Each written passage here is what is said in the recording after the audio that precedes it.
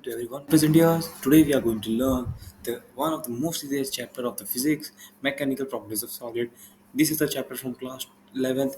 Some might remember this lesson or some might not remember this lesson, but मैं आज इसको जाके खत्म करने वाला हूँ जड़ से। बहुत इजी चैप्टर है, सिर्फ फॉर्मूलेस के बेसिस पे सब क्वेश्चन आते हैं। तो आज अच्छे से इस चैप्टर को धोएंगे। चलो आइए धोते हैं इस चैप्टर को। तो चैप्टर का नोट्स आ गए यहाँ पे। तो let's get started. Mechanical properties of solid. First of all, what do you mean by solids? Solids वो सब्सटेंसेस होते हैं जिनमें जिनके पास डेफिनेट वॉल्यूम और डेफिनेट शेप होता है, और इनकी जो भी मैकेनिकल प्रॉपर्टीज है इनको हम स्टडी करने वाले हैं। सबसे पहले आता है इलास्टिसिटी।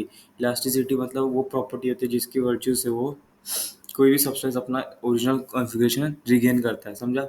जैसे ये अगर मैं रबर बैंड लेता हूँ, अगर मैं उसको खींचता हूँ किसी हद तक, किसी लिमिट तक, तो वो बाद में अपना ओरिजिनल कॉन्फ़िगरेशन रिगेन कर लेता है। क्यों रिगेन करता है? बिकॉज वो इलास्टिसिटी उसके अंदर होती है। ये इसका रीज़न है। जैसे कि मैंने यहाँ पे बनाया एक ऑब्जेक्ट है सिलिंड्रिकल, उसकी लेंथ ओरिजिनल है एल, ठीक है। तो हम क्या करते हैं, उसको दोनों साइड से फोर्स लगा के स्ट्रेच कर देते हैं। तो उसकी जो लेंथ में इंक्रीज आता है वो क्यों आता है? That is due to elasticity. और जब वो हम उसको छोड़ देते हैं तो उसके चांसेस हैं कि वो अपने ओरिजिनल कॉन्फ़िगरेशन को रीगेन कर ले। उसी को इलास्टिसिटी कहते हैं। तो जैसे you can see the diagram, यहाँ पे इसका एफबीडी बनाया। एफबीडी बनाना सीख लो, बहुत इंपॉर्टेंट है इस लेसन के पॉइंट ऑफ व्यू से। ये नहीं करना है तो फिर आपको बहुत दिक्कत आ सकती है आगे। तो लेट्स मूव फॉरवर्ड। सो यहाँ पे आप देख सकते हो दो फोर्सेस लग रही है, एक एफ है और एक एफ डैश है। तो मैं क्लियरली आपको बता देता हूँ कि जो एफ है ये फोर्स है जो हम अप्लाई कर रहे हैं, और ये एफ डैश वो फोर्स है जो जो हम इसको रिपेल कर रही है। सो इसको हम क्या कहते हैं? रिस्टोरिंग फोर्स कहते हैं। आप देख सकते हो यहाँ पर मैंने लिखा है। और इसको हम बोलते हैं अप्लाइड फोर्स या डिफॉर्मिंग फोर्स। सो हम अपना फोर्स निकालते हैं तो सब्सटेंस अपना ओरिजिनल कॉन्फ़िगरेशन रिगेन करता है, बट वो डिपेंड करता है वो कितना इलास्टिक है। अगर कोई सब्सटेंस की इलास्टिसिटी बहुत कम है तो बहुत ज़्यादा जल्दी स्ट्रेच होकर टूट जाएगा, लेकिन अगर उसकी इलास्टिसिटी बहुत ज़्यादा तो बहुत ज़्यादा स्ट्रेच करने के बाद भी अपना ओरिजिनल कॉन्फ़िगरेशन रिगेन कर लेगा। ठीक है, लेट्स गो फॉरवर्ड। सो देख सकते हैं यहाँ पे अकॉर्डिंग टू इट्स इलास्टिसिटी इसलिए लिखा है at equilibrium the deforming force will be equal to the restoring force. Equilibrium पे दोनों इक्वल होंगे, so there will be no net change. Stress, stress क्या होता है? Restoring force by area. जो फोर्स प्रोड्यूस होता है जब हम अप्लाई करते हैं कोई फोर्स, उसके जो अपोजिट में फोर्स प्रोड्यूस होता है उसको रिस्टोरिंग फोर्स कहते हैं। अगर इसी को हम पर यूनिट एरिया ले लेते हैं तो स्ट्रेस बन जाता है। इसका जो डायमेंशन होता है प्रेशर जैसा ही होता है, सेम होता है, बिकॉज ये भी फोर्स अपॉन एरिया, प्रेशर का भी फॉर्मूला फोर्स अपॉन एरिया होता है। इसके पास लॉन्जिट्यूडनल स्ट्रेन है which is change in length. Sorry, this should be change, माफ करना, इधर चेंज आएगा, change in length delta L.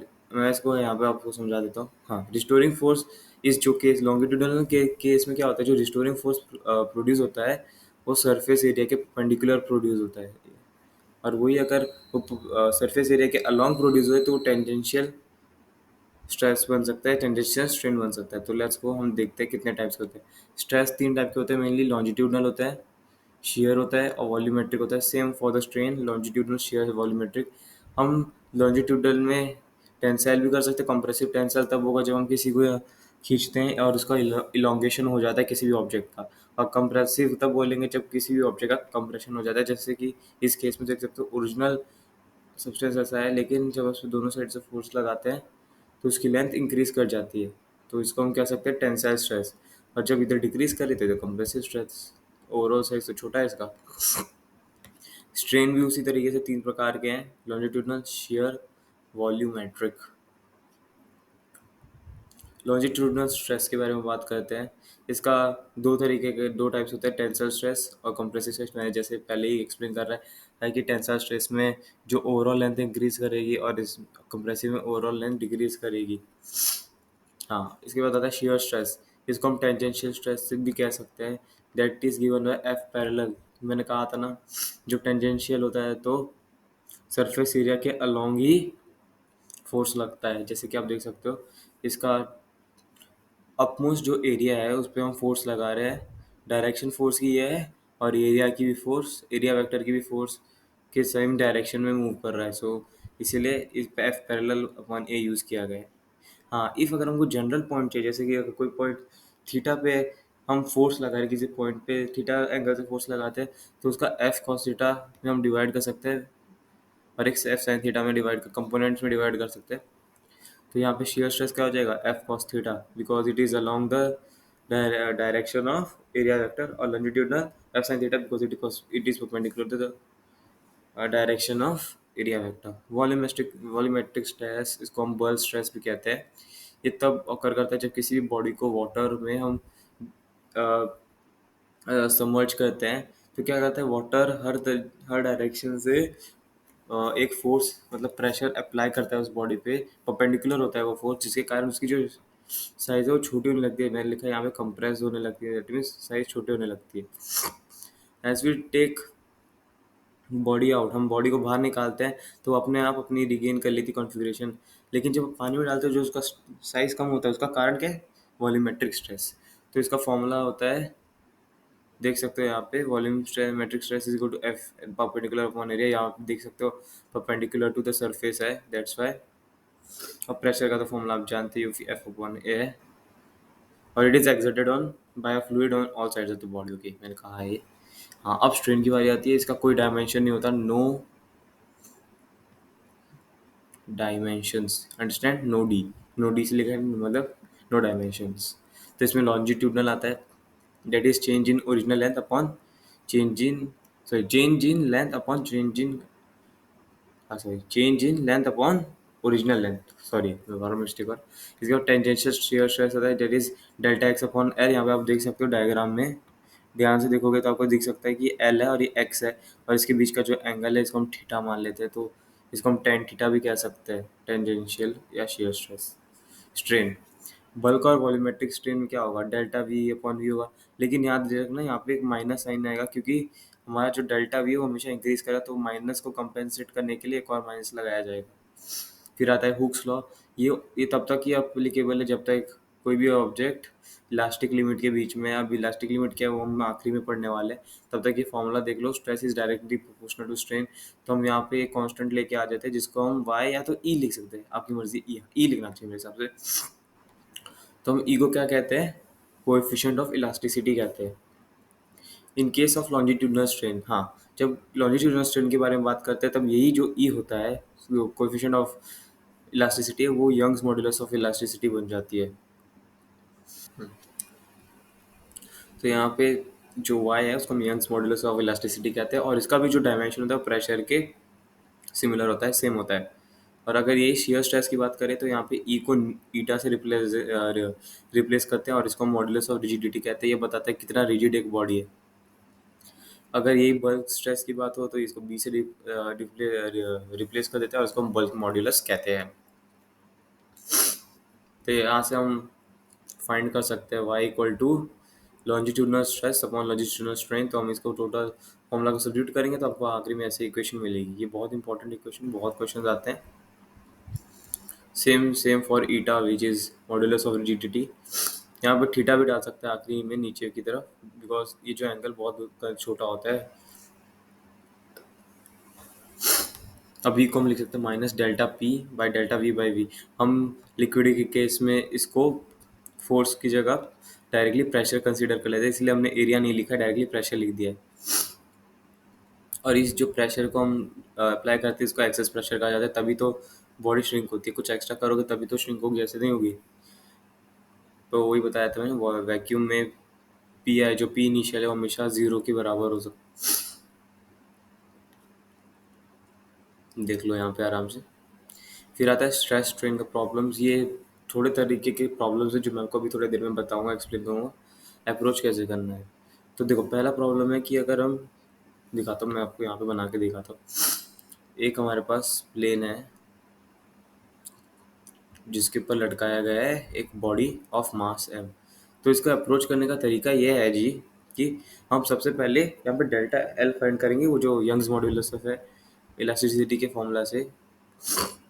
और फिर कुछ नहीं करना है, आपको सब कुछ इसमें फाइंड करना है कि कहाँ पे क्या फोर्स लग रही है। तो यहाँ पे नीचे की तरफ क्या फोर्स लगेगी, कायदे से बताओ, एम जी लगेगी। तो हमको सारे पैरामीटर्स लिखने हैं, हमको वैल्यूज दी रहेगी नहीं दी रहेगी आपको देखना है, और फिर डायरेक्टली सॉल्व करना है। तो फर्स्ट केस हो गया, ठीक है, ये फर्स्ट केस हो गया अपना। चलो अब इसके बाद दूसरे केस में चलते हैं। ये बहुत ईजी था, आगे थोड़े से कॉम्प्लेक्स आने वाले हैं, तो be ready to handle those things. इसके बाद सेकंड केस क्या है, हमने एक रॉड लिया, उसको स्ट्रेच किया, उसमें लेंथ का डिफरेंस डेल्टा लाया। ये तो आप डायरेक्टली फॉर्मूला से कर सकते हो, इसको मैं कुछ ड्रॉ करने की जरूरत नहीं है, डायरेक्ट फॉर्मूला है, ये बहुत ईजी है। हाँ, एक आप क्या कर सकते हो कि एक साइड जो इसका है, दिखाता हूँ अभी, एक साइड जो है इसका फिक्स कर दो, ठीक है, और फिर उसके ऊपर एक रॉड लगा दो, ठीक है। तो इसमें क्या है, आप जब इसको स्ट्रेच करो तो एक ही डायरेक्शन में स्ट्रेच होगा, दूसरे डायरेक्शन में स्ट्रेच नहीं होगा। तो मतलब फोर्स एक ही डायरेक्शन में लगा पाओगे, दूसरे डायरेक्शन में नहीं लगा पाओगे। तो इसमें भी सेम मेथड से हमको मूव अप्रोच करना है, उसमें ज़्यादा चेंज नहीं आएंगे, देख सकते हो, F by Y delta L by L. हाँ, अब थोड़ा सा इंपॉर्टेंट है, आ जाते हैं ये। हाँ, तो इधर क्या है, दो डिफरेंट रॉड्स हैं, इनका जो भी वैल्यू है अभी मैं आपको बताता हूँ कैसे होगा। समझो एक ये हमारा है, प्लेन की तरफ है, एक पतली रॉड है हमारे पास, ठीक है, एक पतली रॉड है, उसके नीचे एक मोटी रॉड है, ठीक है, मोटी रॉड है, थोड़ा सा माफ करना ड्राइंग के लिए, बट छोड़ दीजिए इसको। और इसका एम ये है मास।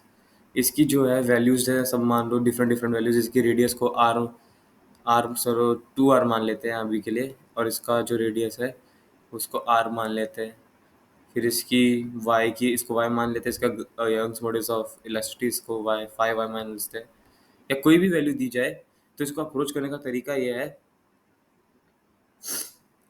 है कि हमको सबसे पहले टेंशन, टेंशन नहीं, यहाँ पे टेंशन का सीन नहीं है, यहाँ पे आपको कुछ नहीं करना, पहले फोर्स को ना इन टर्म्स ऑफ एरिया में लिखना है। जो प्रेशर है उसको एरिया के टर्म्स में लिखो नीचे, यहाँ पे ऊपर फोर्स आ जाएगा, नीचे एरिया आ जाएगा, तो फिर आप डायरेक्टली सॉल्व कर सकते हो। दो इक्वेशन बनेंगे, फर्स्ट ऑर्डर के लिए, सेकंड ऑर्डर के लिए, दोनों को देख लो, और फिर अगर आपको इसका रेशियो लेना है तो रेशियो ले लो, और यहाँ पे आपको रेशियो फाइंड करना ज़्यादातर आता है, तो इसमें ज़्यादा आपको दिक्कत नहीं आने वाली।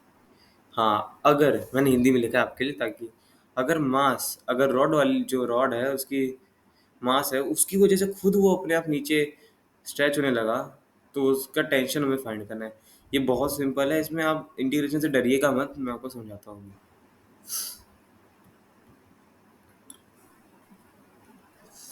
मैं आपको समझाता हूँ कैसे करना है। हाँ, तो देखिए यहाँ पे, हुँ। तो यहाँ पे क्या है, एक हमने प्लेन कंसीडर करा, हमेशा प्लेन कंसीडर करना होता है, और फिर हमने समझो एक कोई रॉड लगा दी, ये अपने ही मास की वजह से कोई अगर फोर्स मतलब फ़ील कर रहा है, तो हम उसको टेंशन मान लेते हैं। अब हमारा सबसे पहला काम क्या होना चाहिए, टेंशन को इन टर्म्स ऑफ एक्स लिखना है। क्या करना है आपको, इसके अराउंड एक लेंथ एक्स कंसीडर करनी है, इसके ऊपर एक एरिया डी एक्स कंसीडर करनी है, जिसका चे अभी हमने एक्स का चेंज डीएक्स लिया, अब डीएक्स का चेंज हमको क्या लेना है, डीजेड। इसके बाद हमारा एक इक्वेशन बनता है, जिसको हम कहते हैं F upon A is equal to Y into D X by D Z, यही है। फिर एफ की जगह पे हम इन टी ले लेंगे, टी को इन टर्म्स ऑफ एक्स लिखेंगे, वो पूरा इंटीग्रेट करेंगे, देख सकते हैं यहाँ पे भी। Let the tensile be developed equal to T, total elongation find करने का ये फॉर्मूला मैंने अभी बताया आपको, M G X L upon equal to Y D Z by D X. आप पूरा अप्लाई करो, फिर इसको इंटीग्रेट कर दो दोनों साइड से, आपको ये वैल्यू मिल जाएगी। सेम ये सेम चीज़ अगर आपने, ये हमने ऐसे बनाया, तो ये आ रहा है, सेम वैल्यू सेम आएगी जब अगर हम किसी भी रॉड को एक्सेलरेट करेंगे, किसी भी रॉड को एक्सेलरेट करेंगे।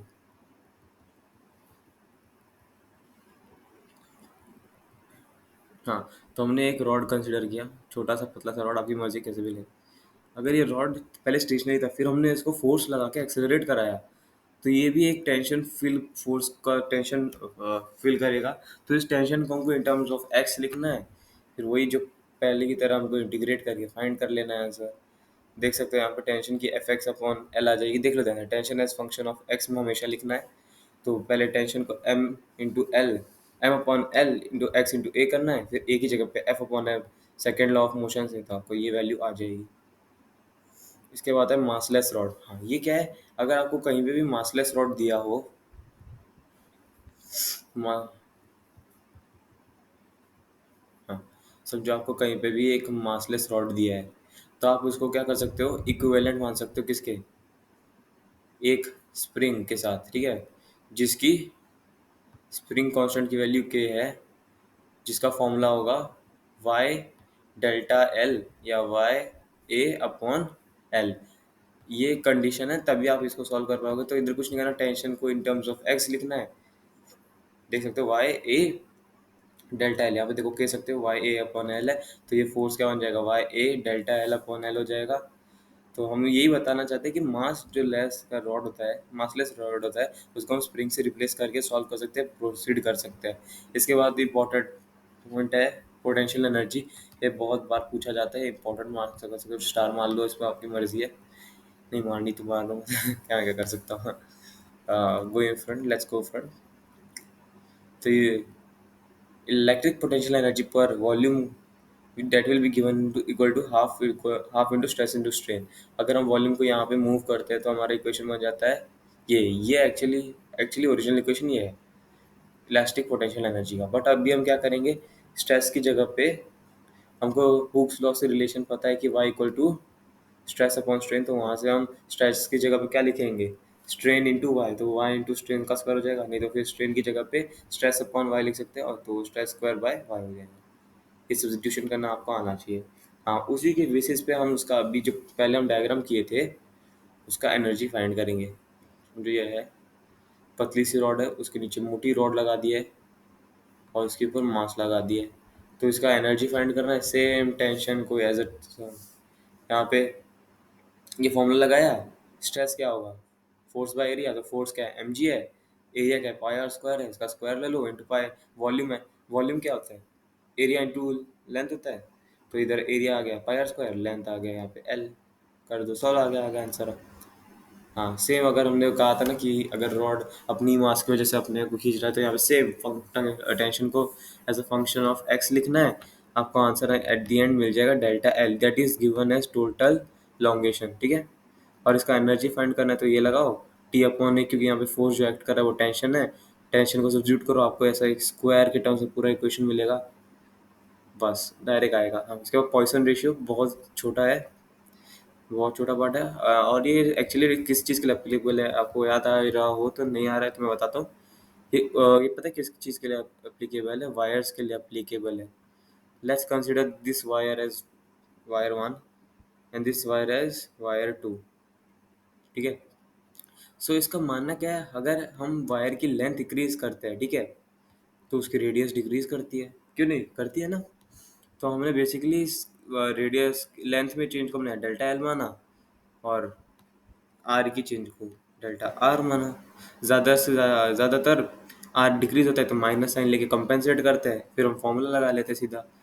तो पॉइसन रेशियो होता क्या है, Poisson ratio is just the ratio between change in radius upon original radius to the ratio of longitudinal strain, यही कह सकते हो। और ये this is only applicable for wire, हम इधर माइनस साइन लेते हैं ताकि इसका जो नेगेटिव वैल्यू है कंपेंसेट हो जाए।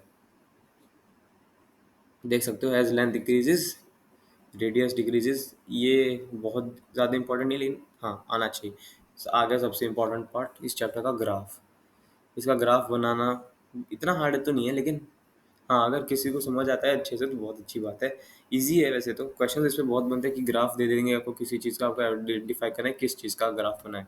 तो सबसे पहले क्या होता है, इधर स्ट्रेस है और इधर स्ट्रेन है, मान लो, ठीक है, मैंने ऐसे बनाया है, तो क्या होगा, स्टार्टिंग में अगर आपने समझो एक वायर लिया है, वायर नहीं तो मैं बताऊँ, कोई मेटेलिक चीज़ ली है, आप उसको खींच रहे हो, कुछ वक्त तक उसका जो है stress value directly proportional to strain, मतलब वो हुक्स लॉ फॉलो करेगा। लेकिन एक लिमिट के बाद वो लास्ट वो जो है वो लॉ फॉलो करना बंद कर देगा, तो इसको हम पॉइंट पी मानते हैं और इसको हम क्या बोलते हैं, प्रोपोर्शनल लिमिट। इसके बाद जब भी हम फोर्स अप्लाई करेंगे तो ये जो दोनों है फोर्स डायरेक्टली प्रोपोर्शनल नहीं होंगे, that means Hooke's law follow नहीं होगा। तो देख सकते हो यहाँ पे थोड़ा सा आपको कर्व देखने मिलेगा।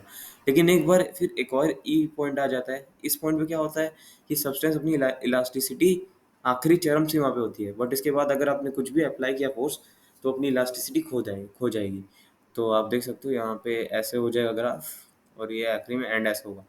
इस पॉइंट को हम एफ कंसीडर कर लेते हैं, इस पॉइंट को डी। तो ये जो एरिया बनता है ये वाला, तो इसको हम प्लास्टिक रीजन कहते हैं।